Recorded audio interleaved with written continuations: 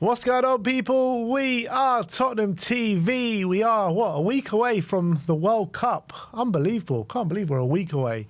It's time to get excited, people. How many Spurs players are actually playing? I don't think it's that many. 8 players only, which is, I think it's a positive for Spurs that only 8 players going. You'd like to see more.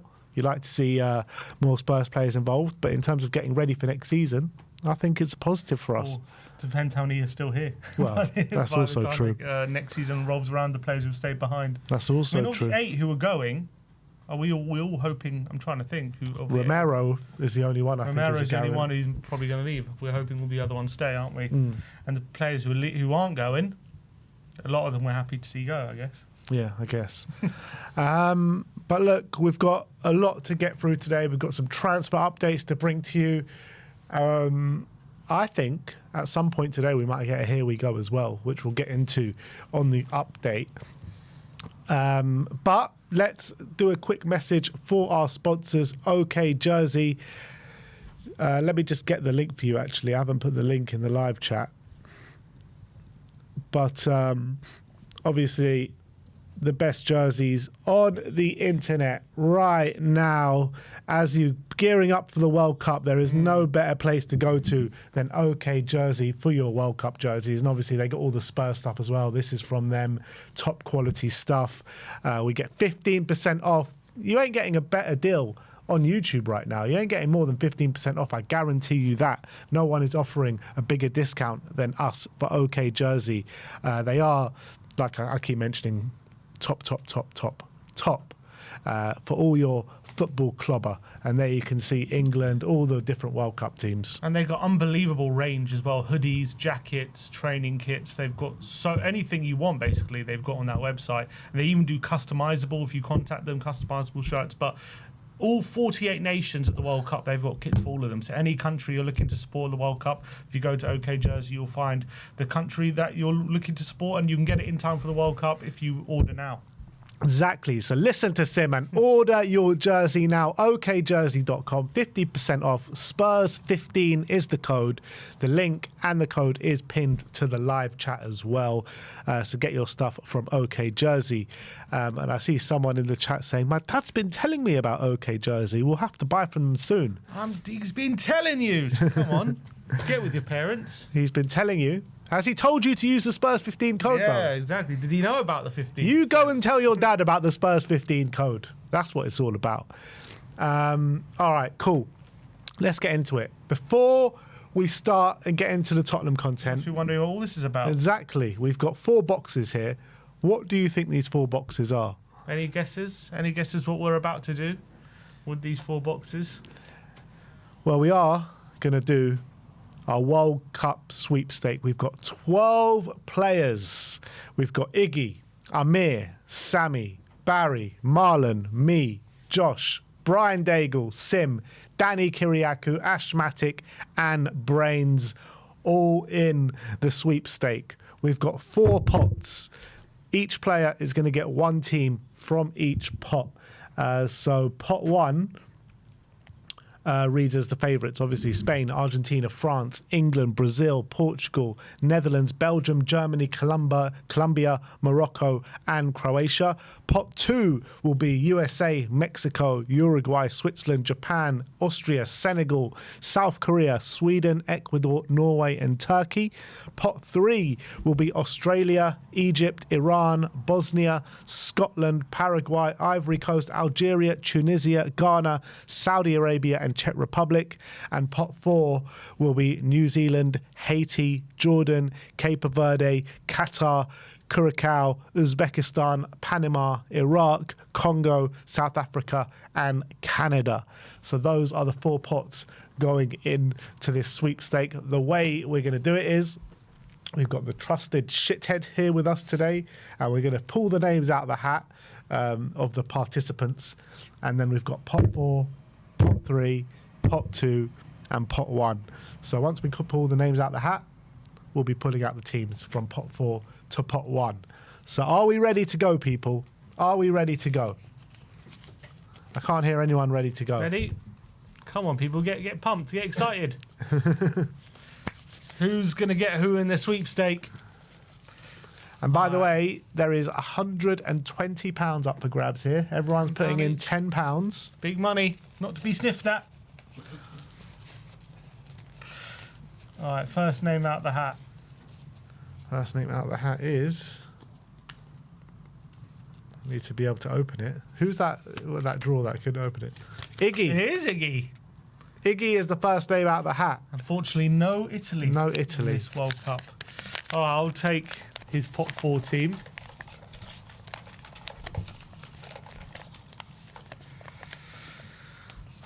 Team number 1 for Iggy.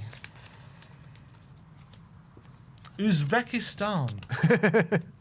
There you go. You can zoom in there. First time appearance makers at the World Cup, Uzbekistan. Zoom in. Uzbekistan. If I want to get a better look, just so people know I'm not lying.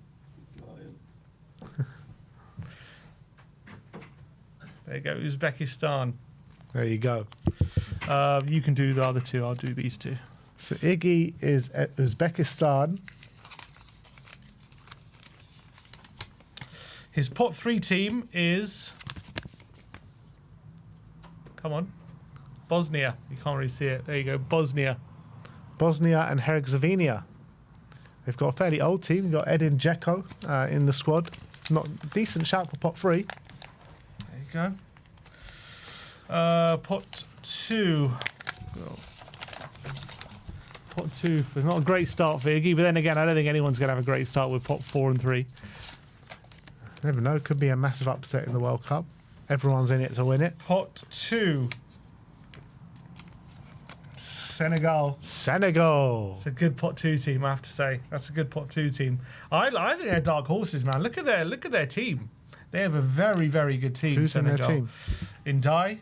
They've got who's their front? I looked at their team the other day and I was like, wow, that's a really good. Ndai, Mane, and Jackson up front.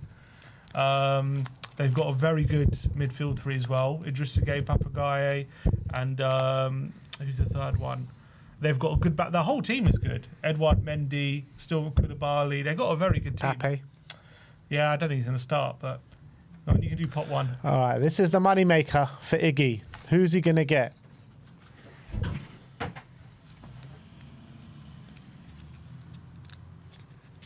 Can't open these. Oh, here we go.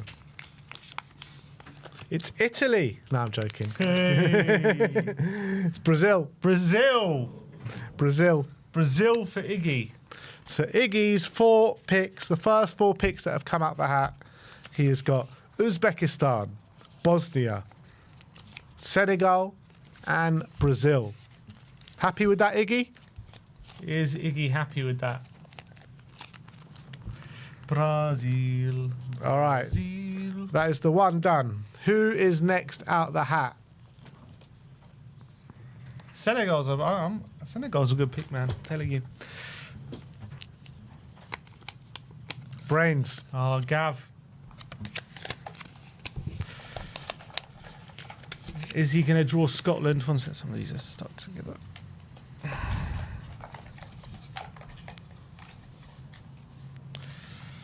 Number 1 is, for pot 4, Iraq. Iraq. There's Iraq. All right. First pick for Brains is Iraq. In case you don't believe me, little zoom in. There you go, Iraq. Number 2.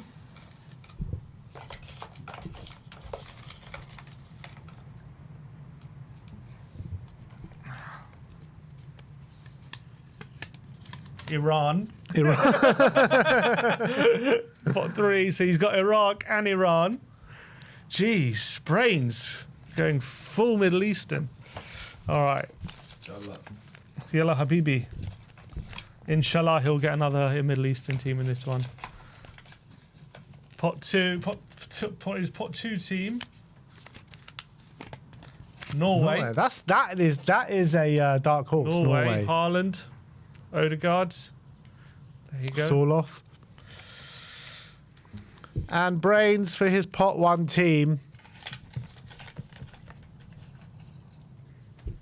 is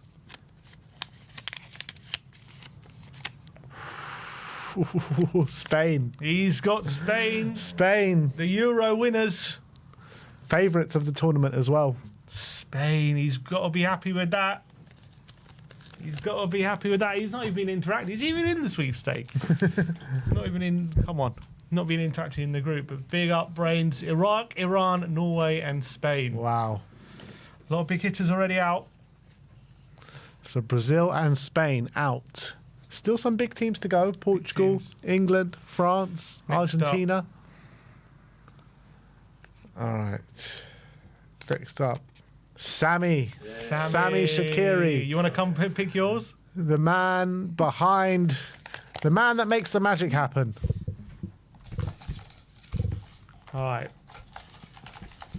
Pot 4 for Sammy. New Zealand.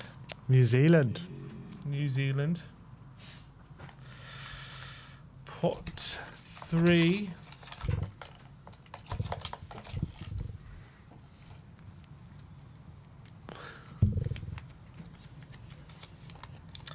Paraguay.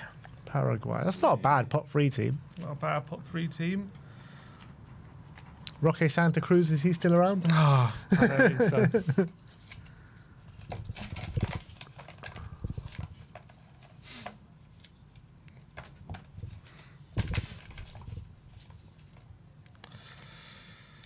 Pot 2.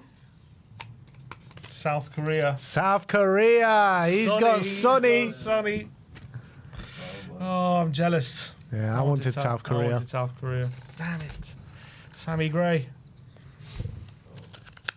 Pot 1. Morocco. No, you can have South Korea. It's all right. You can keep South Korea. Sammy has got the bottom tier of pot 1. He has got Morocco. However, AFCON champions.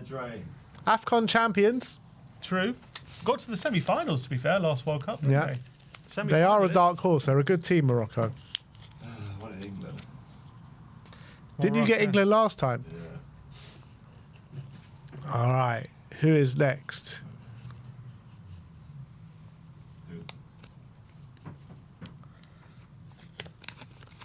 This is the one and only Ashmatic. Ashmatic.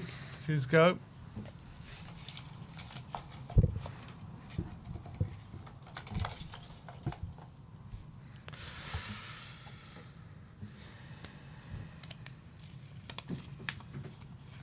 Cape Verde. Can't believe they're in the World Cup.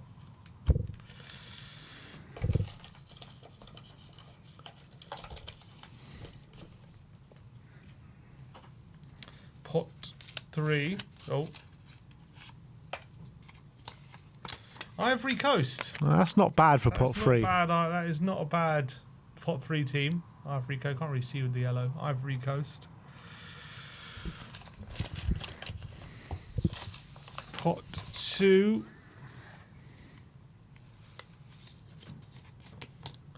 Austria. Not bad.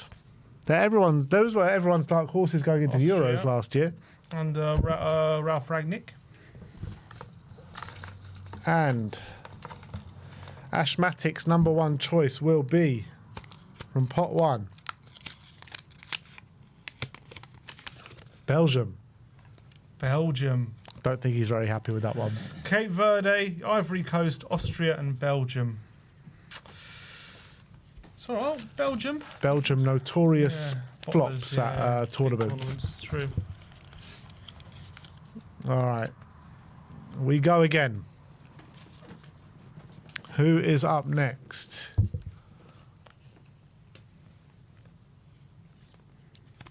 I think I can see who this is. Amir. أخي.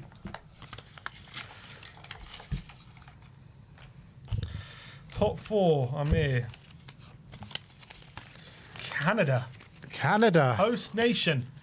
Daigle was dying for Canada. Host nation is going to Amir.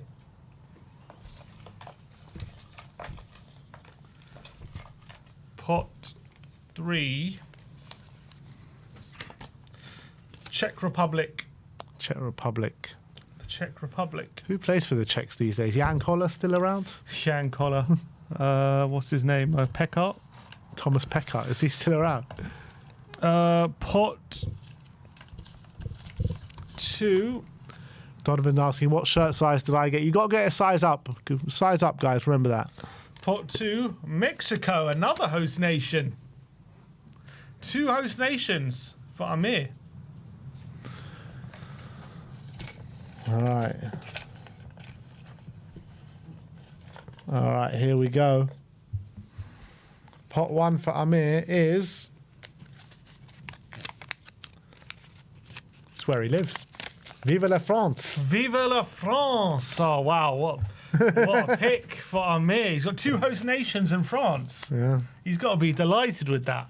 Canada, Czech, Mexico and France. And Czech for pot 3 is not bad either. Not bad either. Amir has had a phenomenal draw. Phenomenal draw. All right.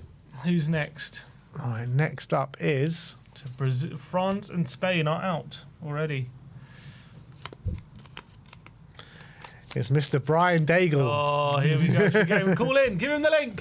Send him the link. All right, Daigle.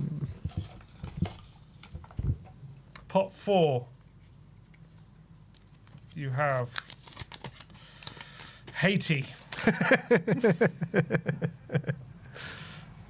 Haiti for pot 4. Pot 3. Stuck together one second. Jeff says those prices for the jerseys are bloody good. They're even better if you use the discount code. Egypt. Egypt and Haiti. Egypt and Haiti. Not going well, Mr. Daigle. You got Mo Salah.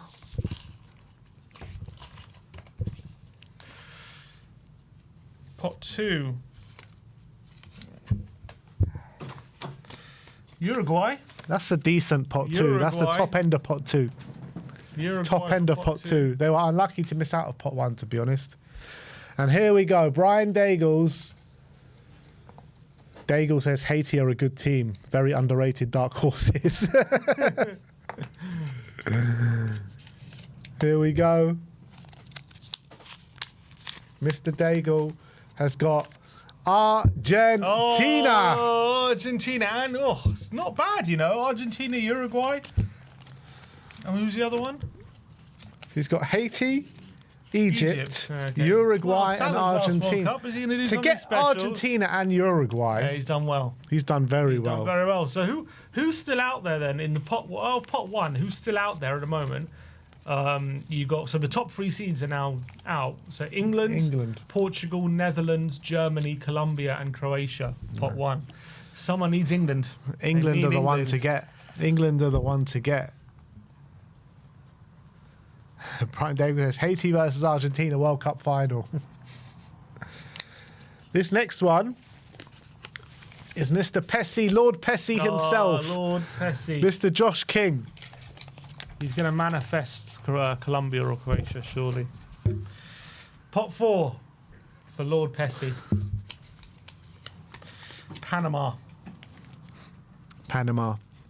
England's first game, right? No, England's second game. Third game, actually. Third game, yeah. Pot 3 for Pessi.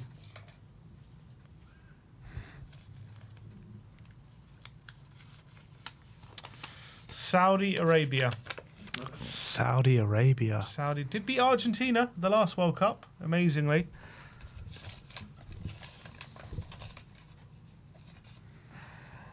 Pot 2 for Pessi.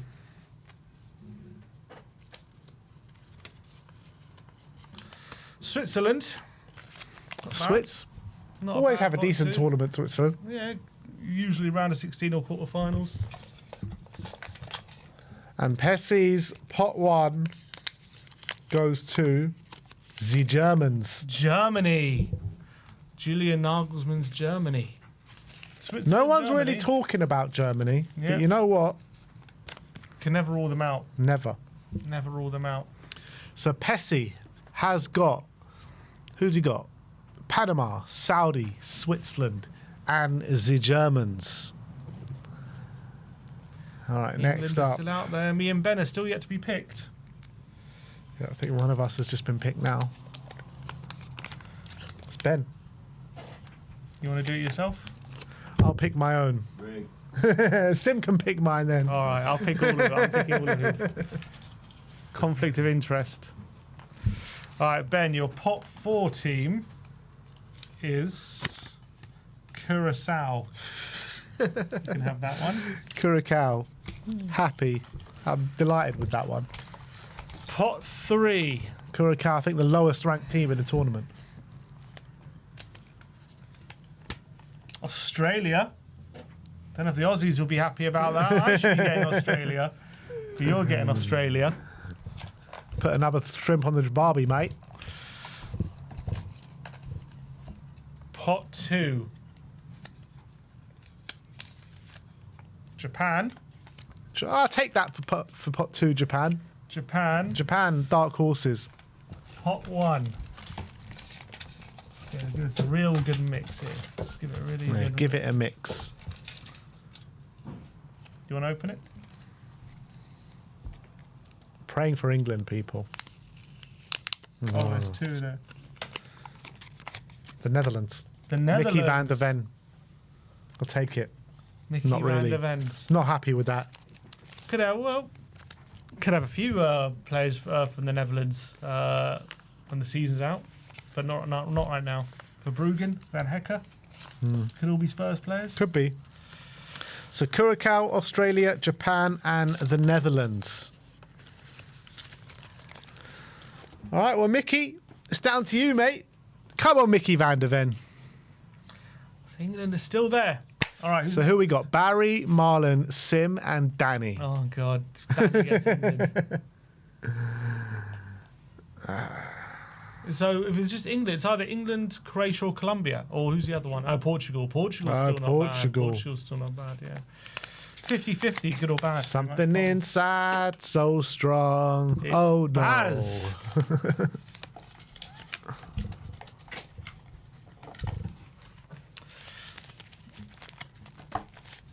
Pot 4, sorry, South Africa. South Africa.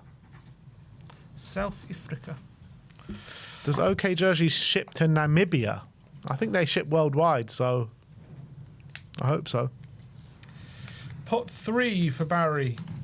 Algeria. Algeria. Okay. Algeria. So South Africa and Algeria.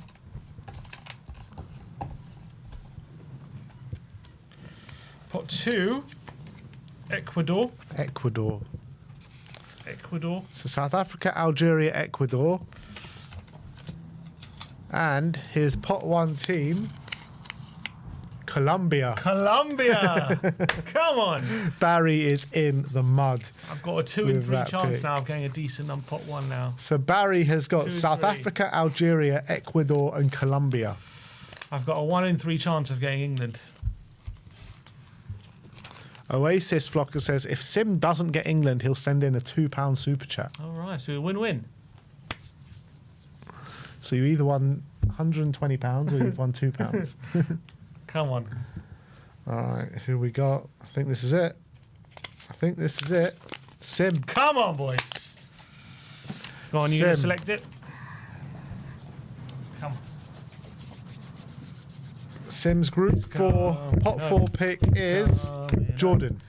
Jordan beat South Korea at the Asia Cup. He did. Bed football. Bed football.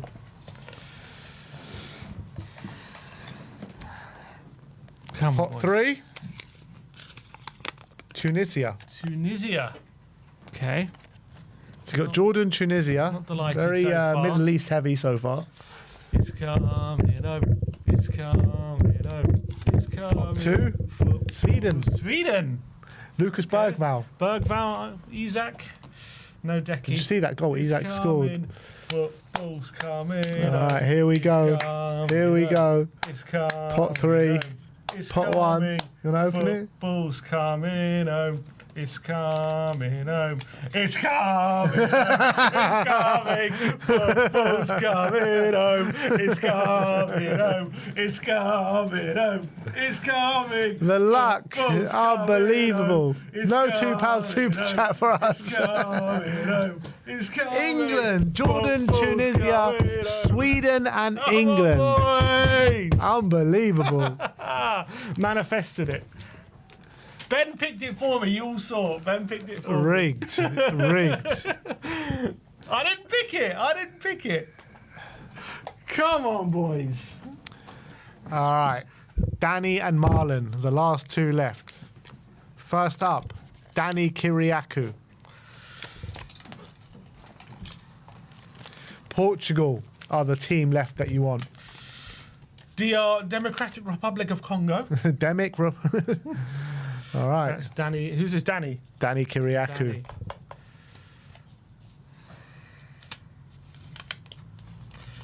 Scotland. Scotland.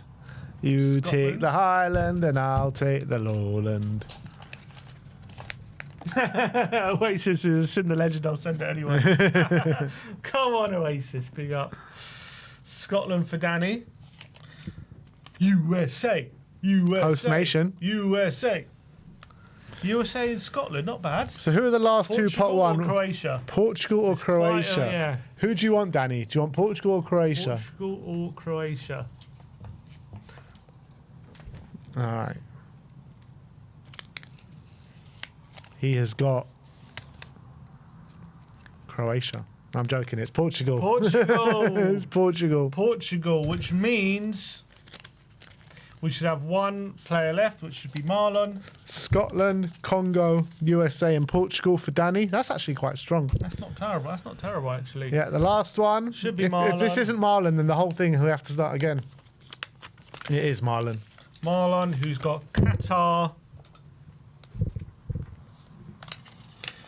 Ghana, Turkey. And Croatia. Thing is, if it wasn't for such a bad pot one, it's not horrific, but it's just not a great pot one. Yeah. Pot ones are the one that's going to make it, but there you Make go. or break. Marlon It's gets Ghana, Qatar, you know. Ghana, It's Turkey, Ghana. Croatia. PGMOL levels of corrupt, people are saying. Oh. Blame Ben. You can blame Ben that I got England people. Football's coming. And that concludes your sweepstake draw for the World Cup 2026. Just a week away. Let's run through it one more time. Let's run through it. So what have we got? We've got Iggy, Uzbekistan, Bosnia, Senegal, Brazil, Amir, Canada, Czech Republic, Mexico, France, Sammy, New Zealand, Paraguay, South Korea, Morocco. You've got Barry, South Africa, Algeria, Ecuador, Colombia. You've got Marlon, Qatar, Ghana, Turkey, Croatia. Ben, Curacao, Australia, Japan, and the Netherlands. Josh King, Panama, Saudi, Switzerland, Germany. Brian Daigle, Haiti, Egypt, Uruguay, Argentina. Sim has got Jordan, Tunisia, Sweden, and England. Danny has got the Congo, Scotland, USA, and Portugal. Ashmatic has Cape Verde, Ivory Coast, Austria, and Belgium. And Brains has got Iraq, Iran, Norway, and Spain. So Big draw. I think the ones who are the most disappointed, can you just bring it up, is Marlon. I think Marlon and Sammy. Yeah. Barry Marlon. as well. Barry's probably a bit disappointed. Colombia. Yeah, Barry as well. Barry doesn't even have doesn't have great. And then outside of those guys, I think I'm probably the most disappointed. But you know what? Anyone could. I think Spain, Portugal, England, Argentina, and France are the front running. Uruguay and Argentina, he's got to be happy with that. Norway and Spain for Brains. Sweden and England, to be honest, that's pretty good. Germany and Switzerland, not bad for Josh. That's not bad. Amir's got two host nations and France. And Czech Republic. I think Amir's probably got the best one, doesn't he? Yeah. Amir. Well, France and Spain are joint favourites of the tournament. Two host nations, though, and Czech Republic and France. I think Amir's probably got the strongest set of teams. Brian Daigle in the comments saying he is damn happy. He's delighted. Argentina, Uruguay. Yeah, two strong teams there. Two strong teams. Danny Kiriakou says this could get interesting. A couple of super chats did come in as we were doing that. We've got. Is this from today? No, these ones are from yesterday.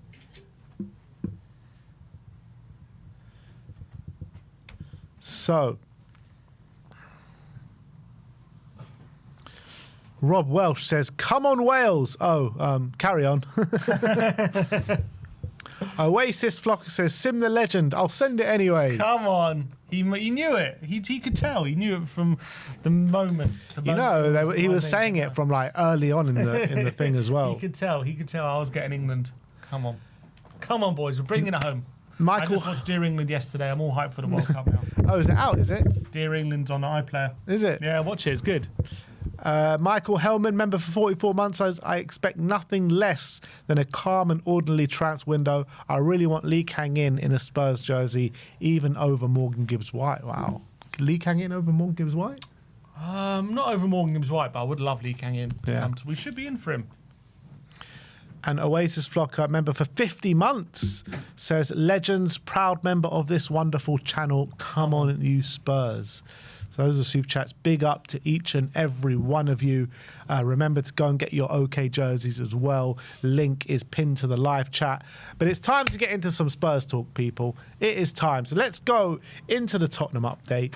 And the first player that we are going to speak about today is, let me just get my notes up 1 second, Pedro Porro. Because a very interesting development happened yesterday in the Pedro Porro saga. We brought to you yesterday at Real Madrid. We're interested in Pedro Porro, but it looks as though that interest could be ending as of yesterday, because we did get the "here we go" Denzel Dumfries to Real Madrid. Fabrizio Romano posted yesterday. So surely that ends Real Madrid's pursuit of Pedro Porro. So 1 down, 1 to go. We just need Man City to end their pursuit, and then we're good to go. Any other right backs we can suggest for Man City to sign ahead of Pedro Porro? So delighted. It's obviously Denzel Dumfries is a very different right back to like what Trent is, and even to what Porro is. So I do wonder, Mourinho wants to go in maybe a different direction for right back. Maybe, I don't know, maybe the Porro links were a bit kind of premature, because Dumfries is, we know what he is. He's a very different right back to Porro. He's a flying like wing back almost, can be a winger, gets forward, gets in the box, uses pace, whereas Porro is a lot more measured, uses his passing ability, a lot more similar to Trent. So I kind of think it makes sense. Maybe they want 2 different options there. They can go in different directions. So I think that's obviously brilliant that they're not in for him. But it's all about, whether Man City really push hard. I wonder, who they play. Right now they're playing like Nunes at right back, so they do need one. I'm trying to think of anyone who's more attainable. Maybe they can go for Matt Cash, someone like that. Matt Cash. He's had a great season. He has had a great season. Is he Man City level? Yeah, don't know. Yeah, I don't know. It still does worry me, to be honest. I'm happy that the Real Madrid conversation is going to die now, but Man City, I am worried about. So look, we'll see what happens. And they probably are probably willing to spend maybe a bit more than Madrid potentially. Yeah, potentially. Let's just hope we can ward them off. The only thing is, obviously, he's been there before and it didn't work out the first time. But we've seen players go back as well when things haven't worked out. Yeah. And they've had a second bite of the cherry. I hope Porro doesn't feel like he wants that, but he might do. Yeah. Look, we'll have to wait and see. Long transfer window to go. With a World Cup in between as well, so something tells me this saga is not going to end anytime soon. Pedro Porro is obviously one of our players going to the World Cup as well. Next up, Agent Javi doing his best work to get Savinho to Tottenham. So Javi posted this on social media yesterday, which we'll have a look at in a second. There you go. There's the picture there. So what is he trying to tell us there? What is Javi Simmons trying to tell us? Very interesting timing, isn't it? Very interesting timing. He's teasing us. The guy is teasing us for sure. I think he knows the rumours are hot. I think he's been talking to Savinho. He's probably heard things are moving, and he's decided to post that as a little hint, a little Easter egg for all us Tottenham fans to get all excited about. I don't think he's done this by accident. No chance. No chance he's done this by accident. Not at all. SZY says, Javi has been in Savinho's ear ever since the move failed last summer, by the way.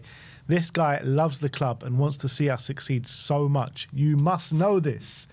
Javi seems very excited to partner with his old teammate Savinho at Tottenham. And I've got a funny feeling. I've got one of those funny feelings that we're going to get that "here we go" today. What's that one? His agents follow His agent's following Tottenham as well now. Yeah, his agent's following Tottenham Yeah. on Instagram. I think there's been a lot of following going on. I've seen, I think Porro he follows now. I think Savinho has started following some Spurs players. So things are, a lot of people monitor all this social media movement and all this kind of stuff, and there seems to be things happening. I, for one, am very excited. I think Savinho is going to be a really good signing for us if we can get over the line. I think the rumours of, when we first heard about this deal being resurrected and they were saying 60, I said I wouldn't do it for 60, but I'll probably do it for 45, between 45 and 50. And that's exactly what the rumours are now, that the deal is going to be between 45 and 50. So I think it's a pretty good price for, in this day and age, for a player of Savinho's quality.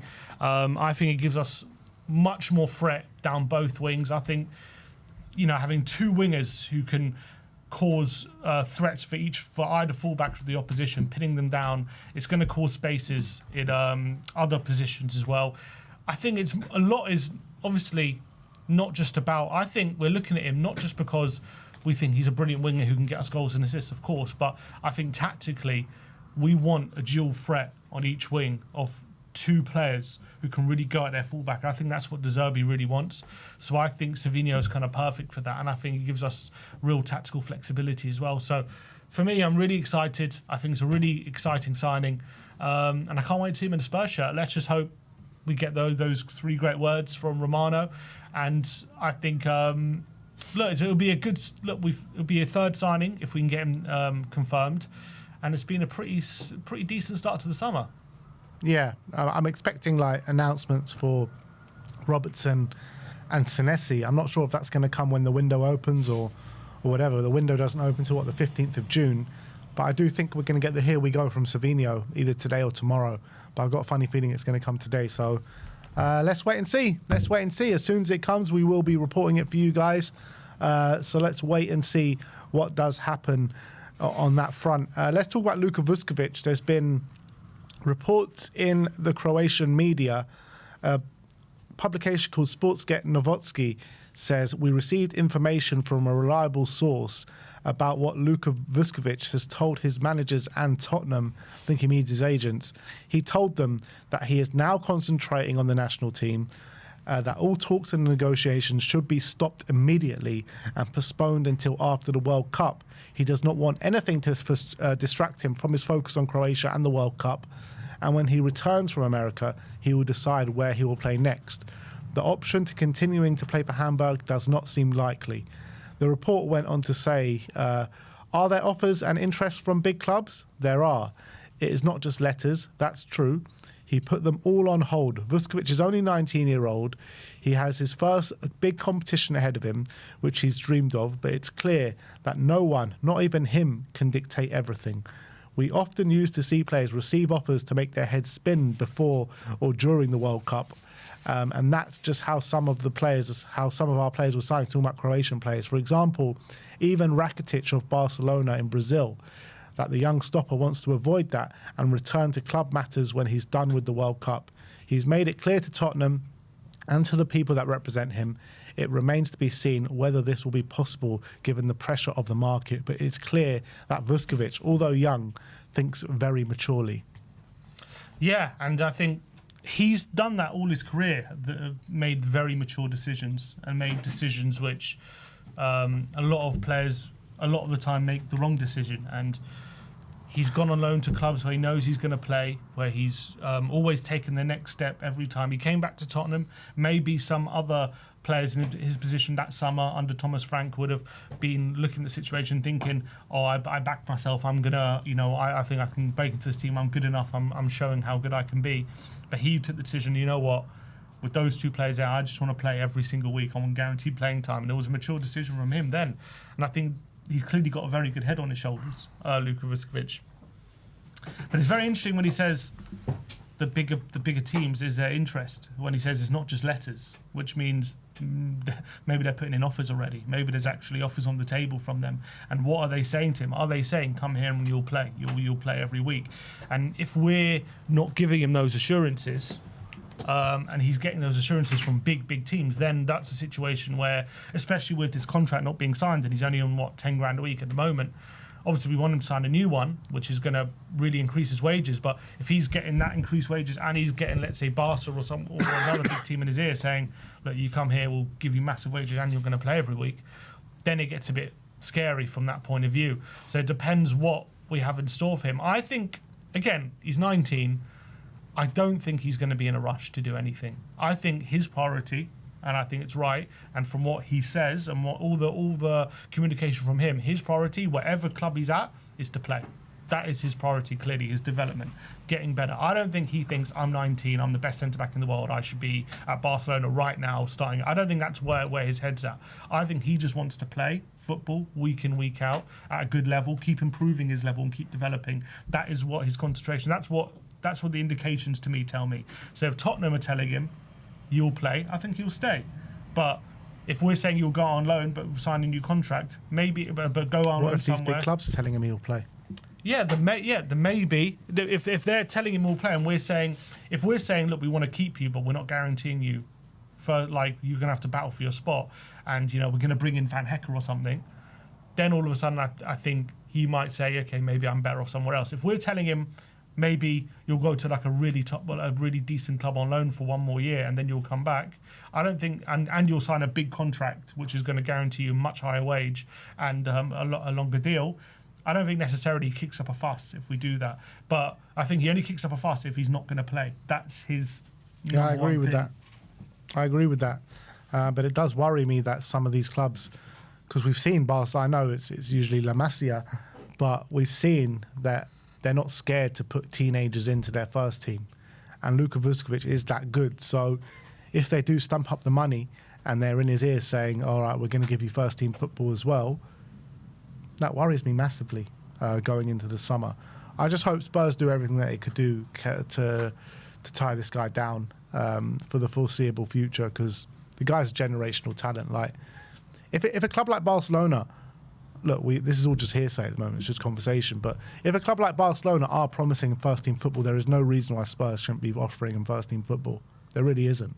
So just get this guy tied down, man. We need him. We need him for the foreseeable future. So if it means bring him in as a starter next year, then bring him in as a starter next year, because he's that good. And if he's not that good next season, he'll become that good pretty soon. So just go with it.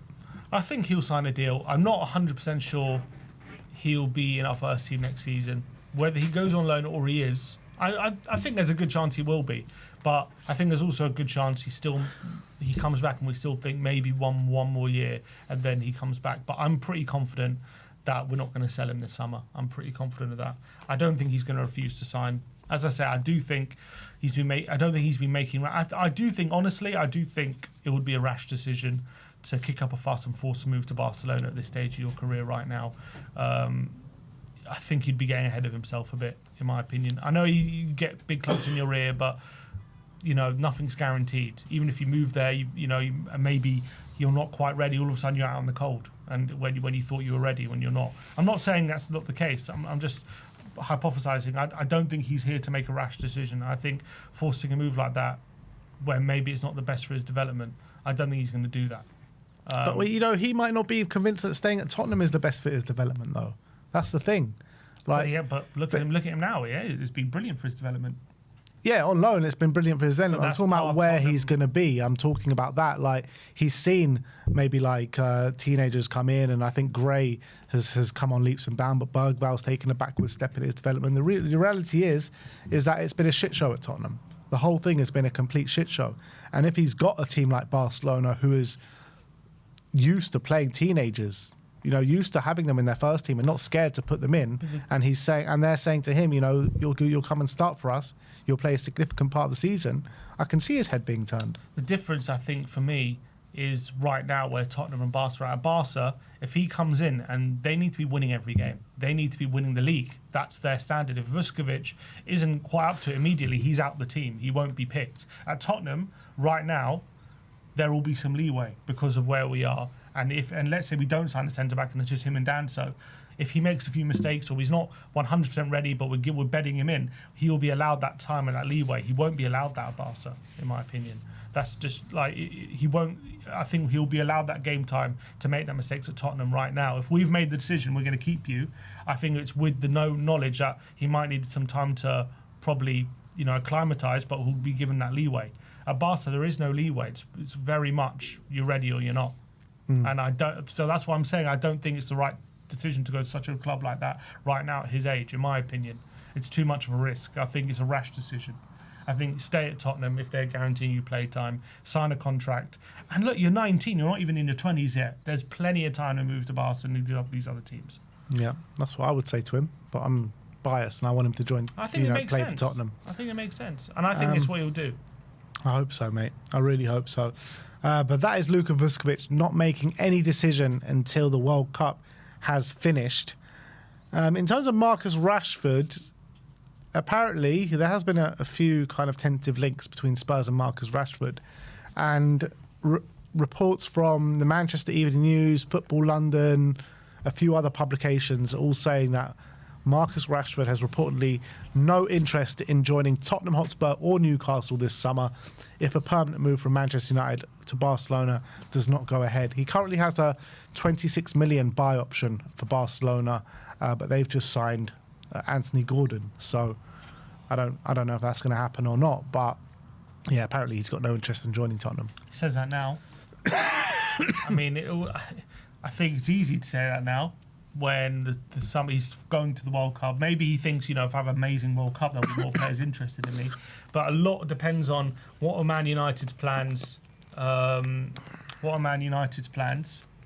him next season? If he's not in their plans, what other offers does he have on the table?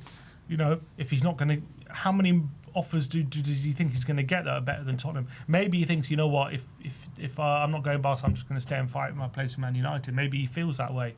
But I think right now it's probably the right thing to say. I'm not interested if that's how he feels. But I think later in the window, I think he's going to find it hard to get a club he really wants. I think he might have to be a bit more open.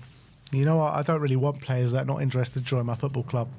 That's the bottom line. Like, I think Rashford, what he wants to be playing in the Champions League. Yeah. That's why he joined Aston Villa. They're in the Champions League.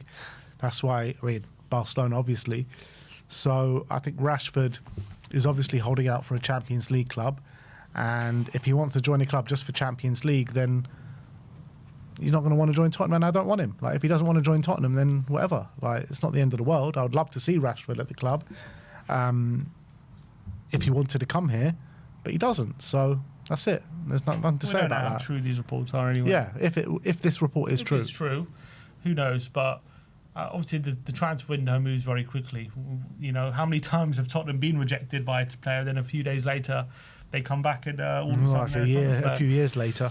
Or a few days. We've had recently with Tell, Xavi, Moani, all rejected Tottenham, and then a few days later they're a Tottenham player. So I'm just saying, obviously not all of them worked out, but maybe those are examples of players you don't want. But I'm just saying things move very quickly in football. Did Xavi reject us? Well, there was a lot of, not necessarily rejected us, but they were saying he was not interested in Tottenham and he's going to go Chelsea, and then Chelsea pulled out, and all of a sudden Tottenham became a viable option. That was initially he didn't want Tottenham, wanted Chelsea. That's what everyone was saying. Tell rejected us. I know Moani rejected us. Moani, yeah, and Tell, yeah. Tell wanted to go to Man United, but I don't remember ever Xavi rejecting us. Another report is about Bahoya of Eintracht Frankfurt. Team Talk, obviously not the most reliable, are saying that Tottenham have registered an interest in Jean Matteo Bahoya, whose stock has grown rapidly since his switch from Angers to Frankfurt 2 years ago. Very tricky winger, Bahoya. I don't know if you remember when we played against them last year. He was quite good, wasn't he? He was. I think he's grown quite well over the last couple of years. I mean, again, I wouldn't sign him and Savinho. If you're going to go if you really believe in one of these wingers, I don't think getting both of them makes sense. I think you can get one of them, and then you go for someone a bit more established. That's what I think. So if we're getting Savinho, I don't think Bahoya makes too much sense, in my opinion. Well, you think they're too similar? Yeah, I think they'll cover the similar roles, won't they? We need a kind of running behind one now. If we're going to get these two dribbly ones that would probably be good against kind of like defenders that sit deep, you want ones that if you play a high line, you can get in behind them. And I guess, who is that in our squad right now? Yeah, I think you can maybe get Tell into that role, but he hasn't really done it too much. Yeah, we probably need to sign someone who's very quick. Because like a couple years back, like we were dynamite against teams that would press high up the pitch. Now we can't counter. Yeah. And now we can't do it. We don't have the counter-attacking players. We need them desperately, in my opinion. Yeah, it's true. And last but not least, not strictly Spurs related, but could be, is Dusan Vlahovic. Dimarzio saying that no economic agreement was reached between Vlahovic and Juventus. There'll be no further meetings. The striker and Juventus will part ways at the end of the season. So it is claimed that Juventus offered him a renewal deal of 6 million euros a year plus a 1 million bonus. Vlahovic has asked for 8 million euros a year plus a rich signing on bonus. So what that means is that he's asking for 150 grand a week, basically, which is that it? Yeah, which is not beyond all realms of possibility for Tottenham Hotspur. I think He's on more than that. I thought he was on. He's on a hell of a lot more than that, but he knows he's not getting that anywhere. He's on like 350 grand, but he's willing to settle on 150. I see. But Juventus are not willing to go up that high to renew. So I was thinking about this, and I was like, we should be going for that on a free transfer. Dusan Vlahovic, 150 grand a week. Like, I think even though it hasn't gone particularly well from at Juventus, but he's still kept up a good goal scoring record while he's there. I think he's good, strong centre forward. I think he's probably better than what we've got. Knows where the back of the net is. I would seriously look at this if I was Tottenham. Yeah, I would as well. I mean, I've been a bit cold on him previously, but the reality is you're looking at the striker options right now, and you're not blessed with many that you're looking at thinking, yeah, this is 100% the guy that's going to get you 20, 30 goals. I'm not saying Vlahovic definitely is that guy, but maybe it's worth getting in him as a short-term option, seeing how he does. Maybe he could be that guy. If he isn't, he probably gets you 10 to 15 goals potentially. Maybe not something incredible, but something just good enough for now. People are saying it's actually 150. He's talking about after tax. So that's 300 grand a week, pretty much. Yeah, well, that would be way too much if that's true. You'd be our top earner by a lot. Well, to be fair, we are increasing our wage structure. I would offer him like 200 grand a week. He's on 400, people are saying, and now he wants. Look, he ain't getting that money anywhere. I would offer him 200 grand a week, and I think he might take that. I think because he's a free transfer, you probably offer him a bit more, because if he's a striker who's potentially you believe could get you goals, I think you probably offer a bit more than that. You probably offer like 250 or something. And if we are intent on increasing our wage structure and we're committed to that, you've got a striker you think could come in and be your number one. That's not to be sniffed at. If you think this guy could get you 20 goals, you pay him 250 at least. If you think he's that good. So I think I would go up to that and maybe give him 200 and a heavy incentivized goal bonus. Levy contract style. Yeah. What if he wants 250? These are agents at the moment, and he knows he's a free transfer, and we're not paying a transfer fee. So where's that extra money going to? It's going to them. That's the reality. So I definitely think we should be looking at him. I think he's got a brilliant left foot. He's a very good finisher. Definitely the best finisher we would have. I get the feeling we'll probably look to upgrade him in the probably couple of years. So I don't think he's that guy, but as I've said, because there's a real dearth of strikers, just getting a striker in right now who could probably get you guarantee of a decent amount of goals before you're looking at the actual guy who might come to fruition in a year's time or 2 years' time, is probably a good plan. You get Richarlison out, you get Vlahovic in, you have him and Solanke. I don't think that's bad at all. So I think that's. I'd be looking at him seriously. Yeah, I'd be looking at him seriously now. Because, we're talking about Moise Kean. We're talking about who else are we talking about up front? Like, we're not talking about strikers who we haven't been linked with a strike, have we? Where we're like, yeah, that guy's going to get us 20, 30 goals. That guy's an absolute killer. That guy's brilliant. Whoever we get is going to be a bit of a risk. Apparently, Moise Keane stacks up unbelievably on the data. Yeah, but again, he still is. Data only tells you so much. It's still a risk. Vlahovic does get goals, so it's still a risk because it's Serie A, but he does get goals. So my point is, whoever we sign up front is going to be a bit of a risk. So it's all about taking the least amount of risk. On the flip side of that, Richarlison gets goals as well. Yeah, he does, but he's physically finished and he needs to be sold. I think Vlahovic doesn't. I think physically he's not like the best, but he's good. He's good. I think his main attribute is he's got just a brilliant left foot. He's got a fantastic left foot, and if you get him in front of goal, he will score. Yeah. So I think I'll definitely be very. We should be having a conversation with him. Yeah, 100%. So I hope you're watching this, Tottenham, because go get us a striker. We need a good striker that can score some goals, and Vlahovic can definitely score goals.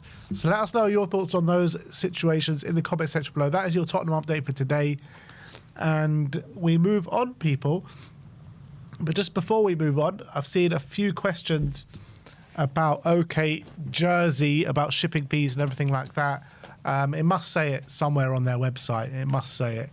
But if it doesn't, then just go to checkout and it will tell you exactly the shipping fees that it will cost.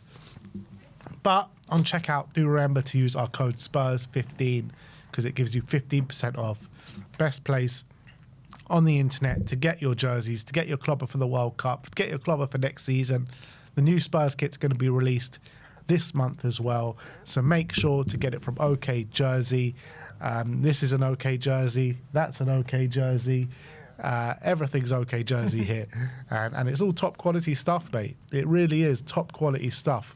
So make sure to go there. Make sure to use our code. They've got anything that you want football related in terms of football merchandise. So, yeah, that's OK Jersey, people. Link is in the live chat. And so is the discount code. And it's on screen, bottom right-hand corner. Now, there's been an update from Brighton. So Brighton have officially sacked their sporting director today. And where did Brighton finish in the league? 8th. They finished 8th. And they've confirmed today Jason Ato has left the club after 9 months as their sporting director. Which at first it made me think, like, is he coming to Spurs? What's going on? But as he got sacked, I doubt it, because they must be not too happy with him. Although we did get Lange, who got sacked from Aston Villa. But it got me thinking, being like, what the hell is Lange still doing here? We're here a week and a half after the window, and Johan Lange is still running amok at this football club. We're still going for the same transfer targets that we went for last summer under Johan Lange. It feels like, for all intents and purposes, that we're moving forward with Johan Lange because we're going for the same targets. Well, we're making signings, aren't we? And the reality is, I think I'm not upset with or angry or anything with the signings that we're reportedly making. I think Robertson, Senesi, Savini, I think there's all reasons why we should be going for these kind of players. The problem I have right now is they've, for the whole season, they've had time to plan for this, right? They've had time to plan for they've known the season's gone wrong. They've known how much trouble we've been in. They've known that we've need a massive kind of restructuring or overhaul of some of the footballing departments. They've said it themselves. This club has not been having football at the forefront, all these different things. Johan Lange has made horrible decision after horrible decision. He's put us in lots and lots of trouble, nearly got us relegated. They've known, until the end of the season, we've been linked with other sporting directors, Sebastian Kell, Freeman, whoever it is. We've been linked with lots and lots of sporting directors. And yet we're now 10 days after the season's ended. We've had all these statements from them and nothing has changed so far. I understand 10 days isn't like the most amount of time, but it's also enough time, having surely been planning during the season, that we should have had some movement already on that come the lead up to the transfer window. This is a massive transfer window for Tottenham. We cannot get this wrong. We need people at the helm, at the top of the club, doing business who we trust, who are world-class quality and ability. Why has that process seemingly either not started, not been concluded? Why is there no movement on that process? Johan Lang, they're saying either he's going to be, number 2, or he's going to be, demoted to some other role, or he's going to be sacked. Or why is there nothing happening? Why is he the one still heading up our transfers? If we're signing someone tomorrow, who's having those conversations is Johan Langer. Why is he still doing that? We're making moves at the moment, yet it's Johan Lang making those moves. Why is there no one in place already to make those changes and make those improvements? What is taking so long? I understand, 10 days is since the season ended. I understand it's not like we're waiting years, but as I've said, when you put in the context of the season we've had, and you put into context they should have been preparing for this during the season. And I don't like when I heard, if Spurs stay up, then Sebastian Kell's going to come. Like, it shouldn't make a difference whether we stay up or go down. We should be getting someone who's world class at the top of the tree, who really believes in the project. That's what we should be getting. It shouldn't matter if we're in the Championship or the Premier League. If we're putting football first, shouldn't matter what division you're in. What matters is the quality of person you're having in charge. Just because we're in the Championship doesn't mean we need any worse decisions than if we're in the Premier League. We need good decisions either way. So that process should have already been well underway during the season. We should have known Lang wasn't fit for purpose, which we have known for a while because we demoted him already. Right? We should have known that Lang wasn't going to be our long-term sporting director a long time ago. So why are we sitting here? We're making signings and the window's around the corner, and we actually don't have a sporting director in place. What is going on at this football club? I am really worried that they're not going to get rid of him. Because like you say, it's been 10 days. Transfer business seems to be going. We've got, hopefully, which looks like we've got 2 free transfers through the door. One of them we nearly got through the door in January, so it's the same scouting. One of them, of the signings that looks like it's going to happen very soon, we nearly got last summer. So it's the same scouting. The words that we heard from the Spurs board in the statement was that we trust. Well, I think Vinay said. I think it was the Spurs board that said it, saying we trust the management of the club. It was Vinay. Was it Vinay? Oh no, sorry, it was the Lewis family said we trust the leadership group. Yeah, so we trust the leadership group at the club. Is Lange part of that leadership group? I know there's been reports from Ali Golden and other people since then saying Lange, his future is not looking great, or not in those words, but no one has conclusively said that Lange is going to leave the club. So I'm starting to worry that we're actually moving forward with him at the helm. That's what I'm worried about. As our sporting director? As our sporting director. No, I don't think so. I think so why are we doing... I just think we're being slow and reactive. I don't know. I don't know. I got a feeling that they're not finding anyone suitable for the role, and they're just going to go forward with Lange. I mean, if that's true, it's a disgrace. Of course it is. I don't really care if we keep him. As I say, all I care about is being proactive about the situation and getting someone who you really believe as sporting director. That's been and gone. The time to be proactive has been and gone. There's no time to be proactive anymore. Anything now is reactive because the season finished 10 days ago. Being proactive would have been sacking him the day the season finished or the week before that. Now it's too late to be proactive. Well, I understand that, and this is why we're complaining, because it hasn't happened yet. I'm just saying I don't care if Lange stays or not. I just don't want, under 2 conditions. I don't want him as sporting director, and I want someone to be replaced who's got world-class ability, who we trust to lead the sporting project of this football club. So I don't care if Lange stays in a different capacity. I don't want him making decisions at the top end of this football club for the first team. But I'd rather have him sacked because he's just been here for a while now, and he's been horrible. The whole point is like, how can you not, like, the assumption's got to be that he's going to be the sporting director heading up this transfer window, because we've started our business this window. We're planning already. Yeah. The window's been planned or in the process of being planned.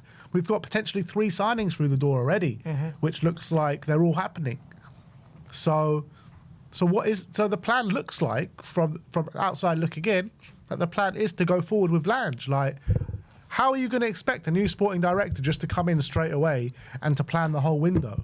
It just doesn't make any sense. I don't think. Yeah, it does. He can come in. If he comes in now, he can plan a window with De Zerbi, have a sit down, and then they go ahead with. But all these Targett. Conversations have already happened with That's why Lang we're and De complaining. Zerbi. That's why we're complaining, because it hasn't happened yet. I'm not. But I'm saying it doesn't mean it can't happen. I'm just saying it hasn't happened yet, which is why we're complaining. I don't know if it is going to happen, man. I really don't. I'm just saying it can happen.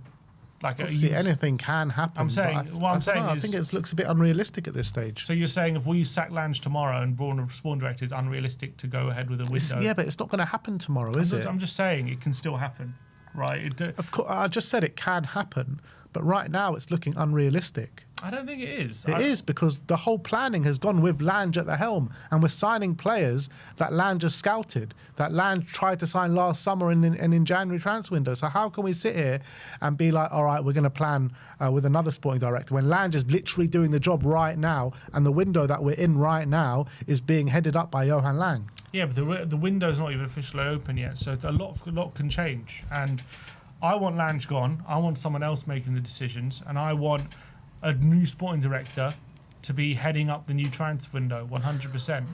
I don't mind that while he's still here, we can maybe get a signing or two that we're really sure about through the door, like a Safini or whatever. It looks like we're sure about these players. But there's a hell of a lot of business needs to be done. We're not going to be finished this before the World Cup. All our business is going to be done then. It's not going to be done before the window opens. It's not going to be done by the end of June. It's not going to be done by the end of July. It's going to run all the way to the end of the window. There's a lot of time, not a lot of time, but there's a lot to be done. So even if we get a new sporting director, they can still do the job.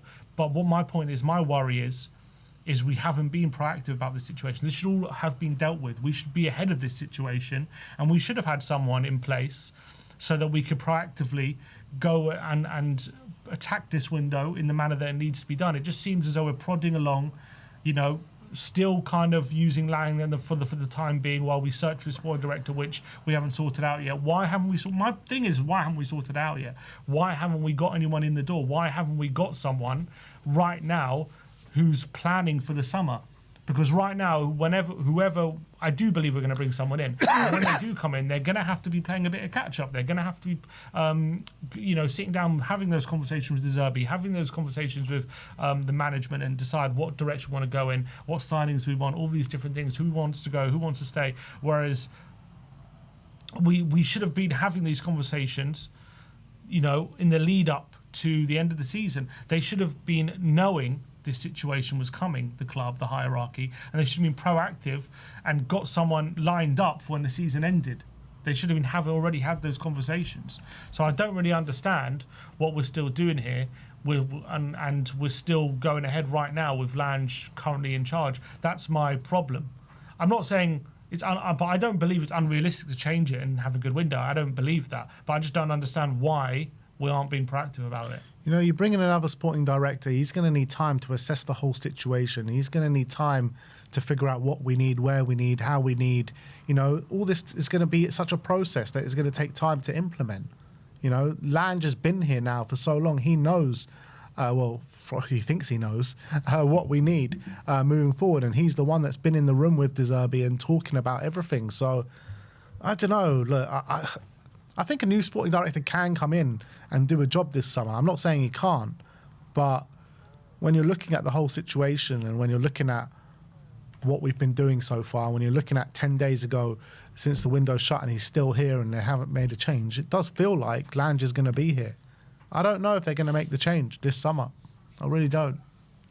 I do think they make the change. I'm just worried that they haven't, and it's just what that tells me. What it tells why they haven't made that change yet. It tells me. I don't understand why you're so sure if we've already started our business. Because all the noise. I don't think they put all that noise out there that we're getting a new sporting director. We're certain about it. The fact that Lang wasn't even our first choice sporting director before. He already been demoted, and then Paratici left, and then he got promoted again. I think they know that he's not fit to be our sporting director, so I don't think they're going to go ahead. But I think right now they haven't got someone in place for whatever reason. They haven't got one in the door, so there are still stuff to be done. There's still deals to be done. So Lang is obviously heading up while we find that replacement. And obviously we've got Robertson, Senesi and Savidio. But I do think we're looking for another sporting director. My problem is that they haven't being able to get someone through the door. Why is that the case? Is it because there's no good candidates? Is it because they're not very good at finding the right people? They don't know who to bring in? Is it because the right person is just not available yet and we're waiting? What is the reason we haven't got someone through the door? Because this shouldn't be a case of, okay, now the season's ends, now we start looking. They should have started looking during the season. Of course. That's what I'm saying. So this should have been done by the season is end. By the end of the season, it should have been done. That's what I'm saying. Yeah, no, I agree with you. I'm not saying you're not right to be frustrated. I'm just saying I do think they're looking for someone, and I think someone will come in. But what it tells me about the fact they haven't brought someone in yet, right, is that they're still the same traits as before. They're waiting on things. They're not being proactive about the situation. They're not getting ahead of the situation. And we're still sitting here when the season ended. Look at, perfect example. We just said it. Brighton, right? They finished 8th, yeah? They got European football, what, the second time in their history? Yeah? Yet they weren't happy enough with their situation and they fired their sporting director That's today. the whole point. Yeah, that's why I brought him up. I'm saying that, so they're a perfect example of getting ahead of the situation, right? So why aren't we doing that? No, we're not disagreeing. We're just disagreeing about whether he will stay or not. You think he might stay. I don't think he will. I think They're are not getting doing someone. it because they are clueless, Sim. No, They I are agree with that. clueless. I'm not disagreeing with any of you. But that's why it makes me think that he might stay, because they're that clueless. Okay, but I just think they are bringing someone in. I think they're bringing someone in. And even if they bring someone in, you know what I mean? Do you even trust them to bring in the right man? That's another question. That's also true. Those are all fair questions. It's like the blind leading the blind, you know what I mean? It's just, the whole thing is ridiculous. Everyone running this football club has no clue in which direction to go. They've made one good decision since their time here, and that was bringing in Roberto De Zerbi, which was in a time of complete panic and frustration, and they're in dire straits. They had to do something big, and they did it. I'm never going to say credit to them, because every single other decision that they've had to make has been a shit show. The reality is, it's not even during the season. As soon as Fabio left, they should have been starting a process. So it's actually been 6 months. However, when did Fabio leave? January. They've had 6 months pretty much to find someone, and the season's ended now, and they're still not got anyone. Exactly. All of this stuff is really worrying me, that Johan Lang is going to head up this transfer window, which he already has started doing. I really hope that I'm wrong, and I really hope that we can bring someone in, and at the end of the season, when they were looking at the sporting directors, they're going for Dougie Freeman and Kell and Win Stanley, and maybe after their season review and everything, they're like, all right, well, that list needs to be ripped up because we need to go for someone bigger and we need to go for someone better. That's clearly the case with Sebastian Kell. That's probably the case with Win Stanley. I've said many times that I'll bring Dougie Freeman in, but apparently, if you believe what's read in the press, he doesn't want to work with Johan Lang as number 2, and maybe he doesn't even want to leave the role that he's in right now. So maybe he's unattainable. Now they're probably scrambling around to make some other sort of list, make some other 100-point process plan to bring in some other sporting director. That's not going to work. So the whole thing's a mess. Yeah, just get moving, Tottenham. Start acting. Get someone through the door so we can have trust that you're making the right decisions from a footballing standpoint. Because right now, I think it puts a cloud over every transfer that we have. The fans are questioning it. If we got a new sporting director in, I don't think fans are questioning the transfers as much. But right now, as long as we got Lang at helm, and especially because these transfers were linked previously as well, it throws a lot of question marks out there, which are all valid questions. Are these new targets? Are these targets that are right for De Zerbi? Can we trust that you've done the right amount of scouting and recruitment, looking at these targets and analysis, because you've got it wrong so many times? How can we trust this transfer window is going to be a massive improvement on what's happened before, because we still got the same people in charge right now? So I think those are all valid questions. Yeah, there is no trust whatsoever between this fan base and between the people that make decisions at this football club, which goes to the Lewis family, Vinay, Lange.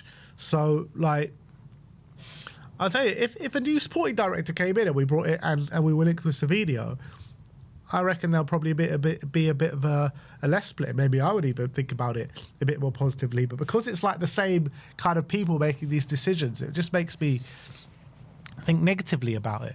But look, like I said, I think Savinio's a good player, and I think he'll do well in the future. I just feel like we need someone better on top of that. But this isn't about Savinho. This is about the decisions makers at this football club, and they need to start building trust with the fan base, and that starts with making the right decisions and getting the wrong people out of the football club.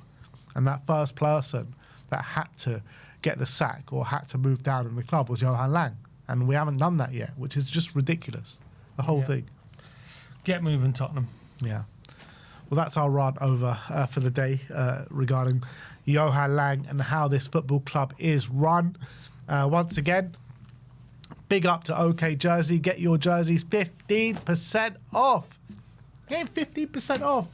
Come on. You should be running to their website right now. Quality prices on all their shirts, and their shirts are great quality, really great quality. I'll just go to their website. You can get any shirt from any nation. You get all the Tottenham training kits, jumpers, hoodies, jackets.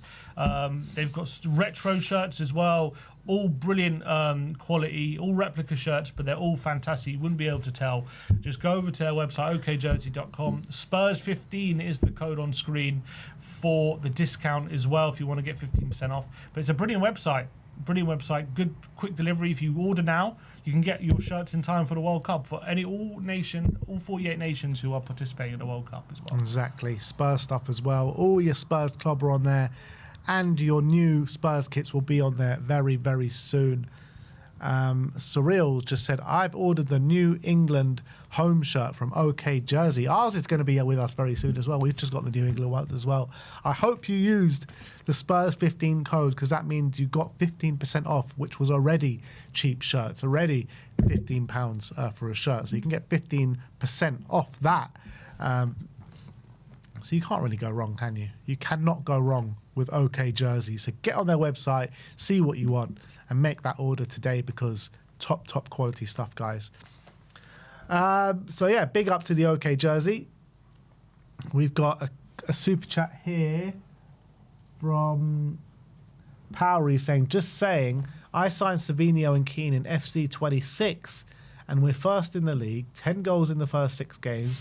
Can't argue with that production.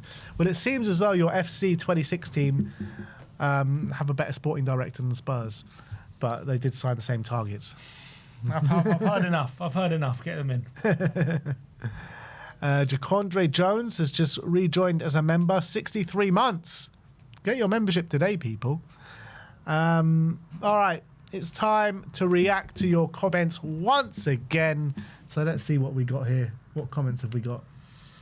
Plenty of comments. A lot of people have been talking about our transfer target tier list, which we'll get into.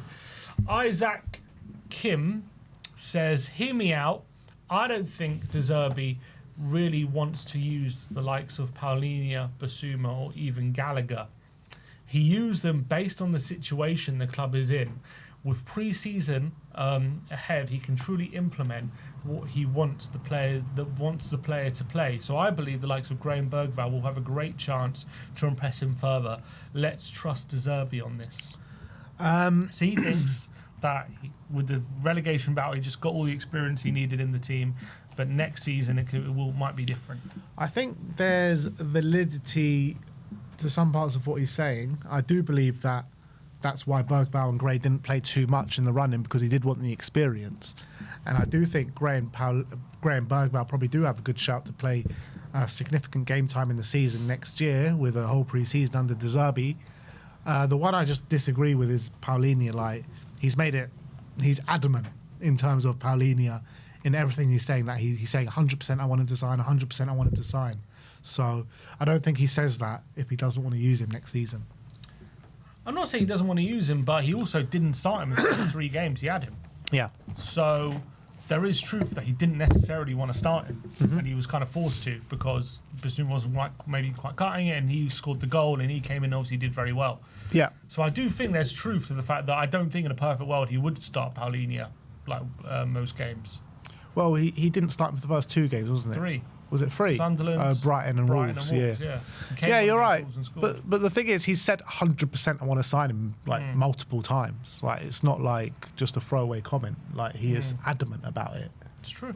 So I'm not saying he doesn't want him around. I'm just saying maybe he doesn't want to use him as much as he did. Yeah, and I don't doubt that. I mean, I'm not fussed about if Paulinho plays every game or not. Like, I don't think he should play every game if we re-sign him, but I just think he's a good character to have around, and I think De Zerbi probably feels the same way. Well, Des Bolt says, I don't understand the Paulinho signing. Congrats, you saved us from relegation. You and your teammates got us there in the first place. To be a decent team, you need quality. It's just like PSG bidding off Ugarte, who was very good for Sporting. Bayern under Company are going toe-to-toe with PSG with quality players, and we sign their leftovers, who Company deemed not good enough in possession football. This club will keep making the wrong decision at every turn. Focus on the quality of player over everything else, and we'll be a decent club. But sign all the bargain buys and easy deals to do like Gallagher and Paulinho. We'll finish 17th again, and more excuses will roll out. I am open to the prospect of Gallagher leaving Tottenham. I don't know really what he brings to the team, to be honest. I know he works very hard, but I don't think he's a good presser. But apart from that, what is he very good at? I'm not so sure.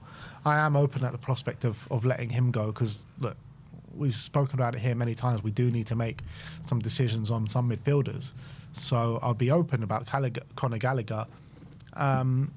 But I just think Paulinho, in what he does good, he's like some of the best in the league of what he actually does. So have those attributes in the squad, not starting every game, just have those attributes in the squad, I think is great for us. I think it can be so valuable. Yeah, I just think, we've had this conversation, but I think just how clogged up our midfield is. We're already overstocked. We're adding Paulinho in there. I don't know how we're going to fit even more in. That's just the problem I have. But if we can fit them all in, I don't mind Paulinho staying, but it just feels weird to be signing a player who we know we don't really want to start when we need starters in that midfield. Alex Andrew says, let me get this straight. We're going back to snatch Gibbs White after the Greek mob boss laughed at us and the transfer fell through. Savinho failed to break into the City team, barely any goals, overhyped to shreds, and we are somewhat going to revive this lad's career and he's going to become a Ballon d'Or winner. Savinho is a Taylor or Odebear 2.0 regen. Is it that hard for us to have decent scouting and stop looking at the same putrid players we did 5 seasons ago? I already feel for De Zerbi, man. Yeah, well. I mean, you're talking about Gibbs, White and Savinho. I mean, I don't think they're terrible targets. I really don't. I mean, Gibbs White's a proven player. Savinho's not really that proven just yet. I get where he's coming from, but he's put it in a lot more harsher terms than maybe I would have put it. Also, Savinho is... Taylor and Odebear haven't had a season like Savinho had in Spain. No, he hasn't. No, they haven't.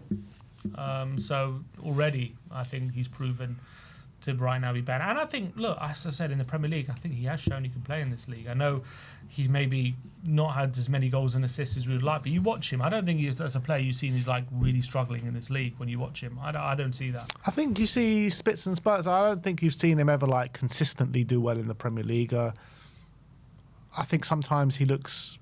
pretty poor. Sometimes he looks decent. I think most games I watch him, he's a bright spark. He's a bright spark. I think very few times I watch him and the fullback just has him on lock. I don't see that. I see him every time giving the fullback trouble. What I would say about Savinho is when I see him, yeah, he does give his fullback problems, but I feel like his end product can be really wasteful and poor. Yeah, but he's 22. I think he can improve that. Salah at 22 had an awful end product, you know what I mean? And look what he became, just saying.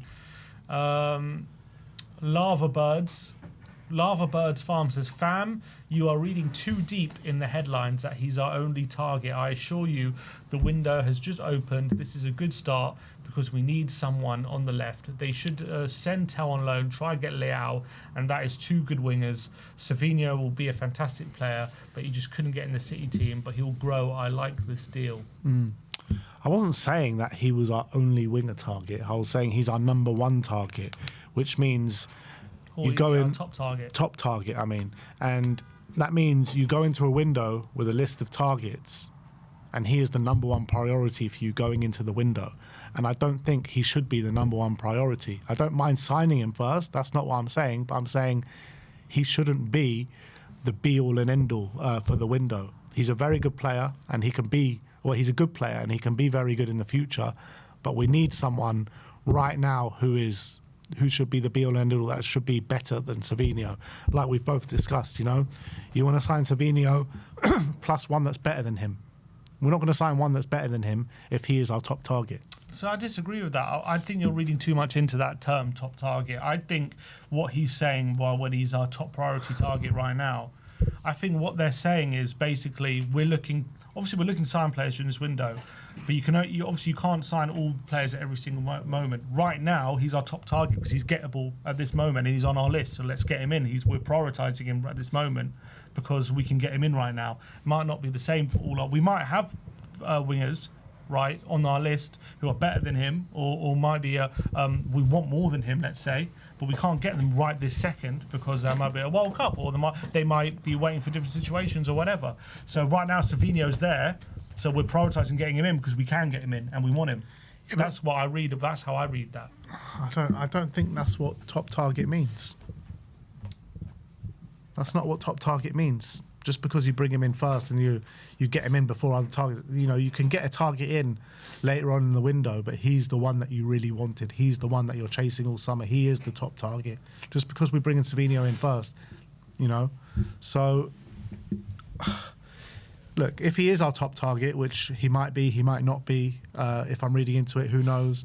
We'll see later on down the line. But, you know, the way that Spurs run their transfer business, I wouldn't be surprised if he is the one that we've looked at being our top target going into the window. Would you be surprised? No. Exactly. I wouldn't be surprised, but I'm just saying I don't think necessarily just because they're saying that right now when the window's not even opened yet doesn't mean he's going to be the best winger we sign necessarily, or even the best attacker we sign. I think he will be the best winger we sign, though. Then that would be a problem. Like, can you see us signing a better winger than him? Can I see us signing a better winger than him? Don't know. Probably not. Exactly. That's my issue with it. Right, but only because who could we get? Who's better than him? I don't know off the top of my head, but you know that's their job to figure out. They're the scouting team. Land is the sporting if there's director. Someone better we can get, I think they can get him. I just don't know who we can get who's better than him. Maybe in Dye, you're thinking, who's apparently going to want to leave Everton. I think they can get him. I wouldn't be surprised if they go for him and we get him. So, yeah, maybe he won't be the best winger we get. I think he will be. Let's hope I'm wrong. A-Lot says, we have to start putting faith in players and stop ignoring them because of their age, or we'll lose them. Get rid of Romero, we have Vuskovic. Sell one of Richie or Solanke, bring in Lancashire. Release Basuma, sell Sarr, bring them through Alfie Devine. Kolo Muane has effed off, bring through Mikey Moore and Williams Barnett. This is how you create a team of players who care about the club and aren't just mercenaries looking for the biggest possible paycheck. I mean, I think you can do that on one or two occasions. I don't know if you can do it for everyone, because then you just have a team of youth players and then you're in a bit of trouble. But I wouldn't mind, bring in a Lancashire maybe as one of the strikers. Bring in Vuskovic. But I think when you're talking about bringing also Devine and also bringing Williams Barnett, I'm like, let's just calm down a bit. Maybe. Williams Barnett's like 16, 17 years old. Like, let the guy develop a little bit. They all need to develop, exactly. Like, you don't need to be in such a rush to bring these guys in. They're all so young. But I do think in a perfect world, you look at Barca, they just have the best model, like bringing in these unbelievable youngsters, and then all of them go on to be worth unbelievable amounts of money. And I think that's kind of the dream. That's kind of like, where you want your academy to be, just a conveyor belt of talent which you have a pathway to. But they give their players chances. But then again, you'd argue, but they're good enough. And they're good enough to play for Barca, which means that they're good enough to give the opportunities to, and we need to get our youngsters those opportunities. But I guess we won't know if they're good enough until they get the opportunities. It's just, But I agree with you. You can't give them all the opportunity at the same time. We can't just stack a squad full of academy players. Not at the same time. You've got to bed them in, each one by one kind of thing. And when there are opportunities and you think this guy's good enough, put them in. But you can't just shove a whole 10 teenagers in and expect it to work. Exactly. The Watcher on Who says Savinho is someone Spurs have been invested in for more than a year. He isn't in the Brazil squad for the World Cup, so it makes sense to get the deal done now. We might have other targets who are currently away on international duty and are unavailable to do a deal for at this time. We might still screw up this transfer window, but better to assess and criticise once the window is done. Yeah, it's true. I've always said that. Let's wait until the window's finished and we'll assess it then. But like every time I say that, and then I have massive complaints at the end of the window. But yeah, look, I've said it many times. I don't mind bringing in Savinho right now. I don't mind that at all. Just they need to bring in someone better than him alongside him as well. It can't just be him and someone worse. Neil Nan Canada says Savinho is a good player, but we already have a lot of young talented players like Xavi, Odobert and Mikey Moore. There is no sense in paying a huge sum for Savinho. I mean, 2 of those players you mentioned have ACLs, so I think just on the back of that, we probably could do with someone. We need not just someone, we need multiple. Yeah. But the McLaughlin crew says Savinho is a risk, but end of the day, we finished 17th 2 years ago and 2 years in a row. The no-risk top players aren't going to join Tottenham. Yeah, it's probably right. Probably right. Need to figure out in my head or put down on a piece of paper who are these players that we can even bring in. Yeah, but I still think players would come to us. Like good players would still come to us. Yeah. With Tottenham Hotspur at the end of the day. And I think Savinho is a good player. Yeah, but I'm talking about better players than Savinho. Yeah, but you're saying I think good players. I think we are attracting a good player in Savinho. That's my point. But you're saying world-class players? I don't think we can attract world-class players, but I think we can attract like the level below world-class. I don't think Savinho's the level below world-class just yet. Yeah, that's fine. That's true. Broadbean says, Rashford, unreal. You two boys need to take up knitting. He's a money chaser at his home club, sulks and is a problem in the dressing room, so he gets shipped out because the club knows he's a problem. If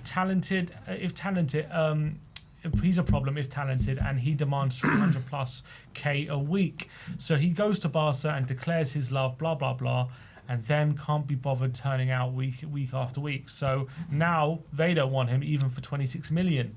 He's trash, like Tony, only concerned about money.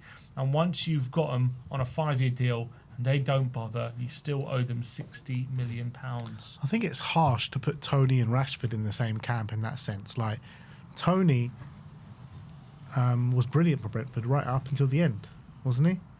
Yeah, obviously you had the ban, but apart from that. Yeah, but I mean, he never didn't turn up for Brentford when he was on the pitch. Mm-hmm. Rashford was very inconsistent for Manchester United. So, yeah, 2 different kettle of fishes there. But, yeah, look, I do see where he's coming from with Rashford. But I just can't... I think he's got the quality that we're desperate for.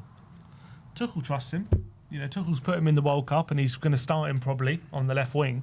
Like, I don't think Tuchel would want someone with a bad attitude or who's a problem coming in just because he thinks he's talented. I think Tuchel's the kind of guy who would weed out those problems very quickly.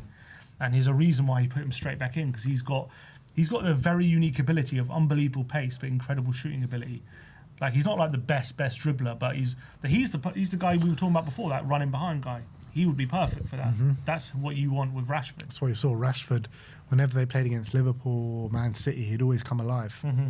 Yeah, so, look, things have gone wrong for him for whatever reason. He maybe needed to get out of Manchester. I think that there was a lot of pressure on him, but he had this back injury and, you know, he was a lot of pressure to keep playing and he was playing through it and that kind of led to some poor form, and then that led to even more pressure and a lot of kind of criticism, and it led to him spiraling out a bit. And there were days he went he went clubbing day of training and stuff like that. So he definitely was going through problems. But when I watched him at Villa, I know he didn't have the best scoring record, but I thought he played well for a lot of the time there.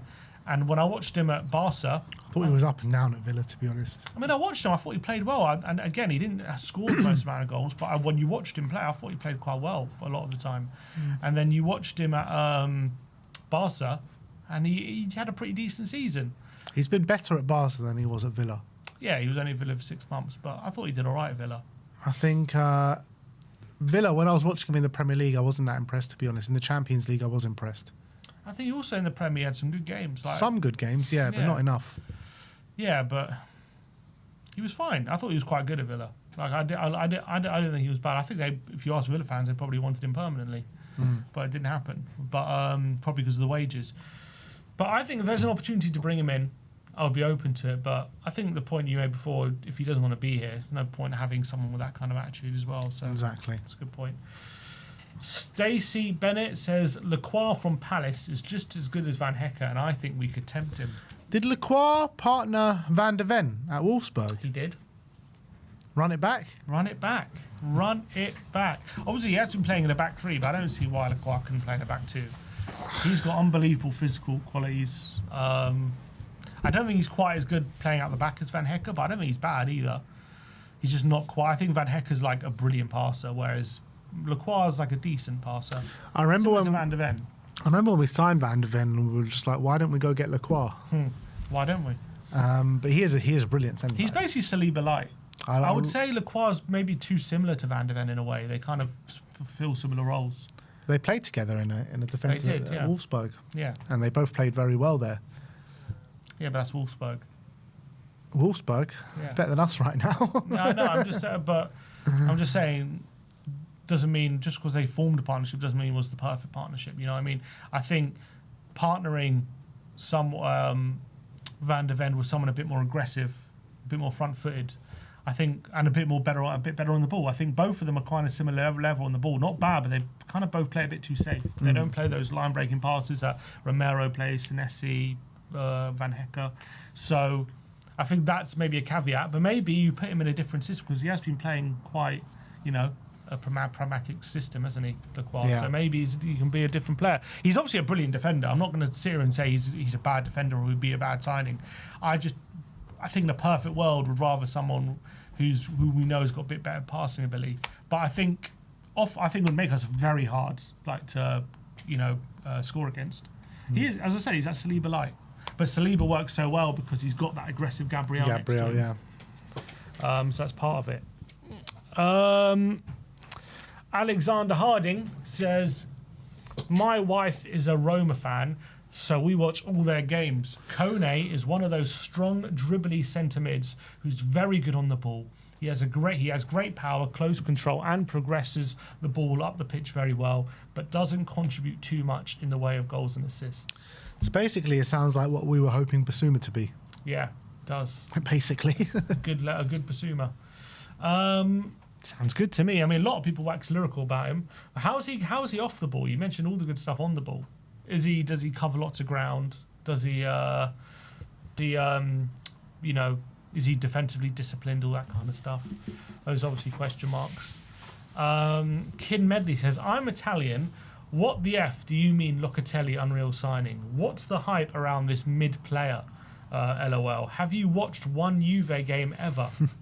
Not a fan of Locatelli. I was watching Locatelli in the Champions League against Galatasaray. I thought he was absolutely phenomenal in that game. And as soon as he came off, they fell apart, didn't they? They absolutely fell apart. I think Locatelli, I would say with Locatelli, as much as he's got the on-the-ball attributes that we want, does he have the off-the-ball physicality traits and speed? I think he's very slow, extremely slow. Yeah, that's obviously the biggest question mark about him physically in the Premier League. Like, on the ball, phenomenal. Like, his passing ability is fantastic. But does he have the physicality for the Premier League? That's the question, I guess. But I think you can make it work. You look at someone like, let's say, Pascal Gross. Like, physically, he's not great, but he just makes it work, doesn't he? Because they cover his weaknesses with runners or whatever. You look at Yuri Tielemans. People say he's one of the best players in the league. But physically, he's not like amazing, but his on-the-ball ability makes up for it. So you can do it. You can make it work. But there is a question mark there. That is true. And maybe if you watch Juve, he gets found out a bit with it. I don't know. But I think De Zerbi had him at Sassuolo. I think he knows how De Zerbi wants to play. Yeah, it was a much younger Locatelli, though, wasn't it? It was, but he's only 28. He's not exactly old.